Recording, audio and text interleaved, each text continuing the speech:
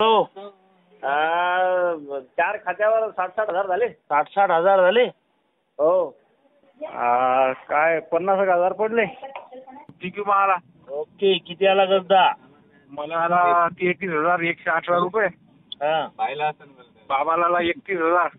बर. अजून आता बाकीचे राहिले खाते 5-7 खाते.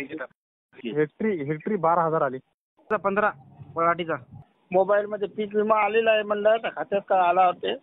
बर बर बर काका काय अडचण नाही. बरं अभिनंदन. पण मी काय म्हणतो, हा. हा विमा 2023 चा आहे का 2024 ची अग्रिम राशी आहे? 23-24 चा रब्बीचा पीक विमा आहे. रब्बीचा. हा. आणि आता येणारा कोणता? अजून खरीपाचा यायचा, सोयाबीनचा बाकी. चिंता करू नका, तो येईल. 2024 चा. हो किती आला आता? ते काही 2-3 जागेवर आले तर 64,000 आले. 64,000 आले का? छान छान. काय हरकत नाही. येतील पैसे बाकीचे. 15 पराठीचा 15,000 झाला का? हो. कोणतं गाव दादा? तामसाळा दादा. कामसाळा का?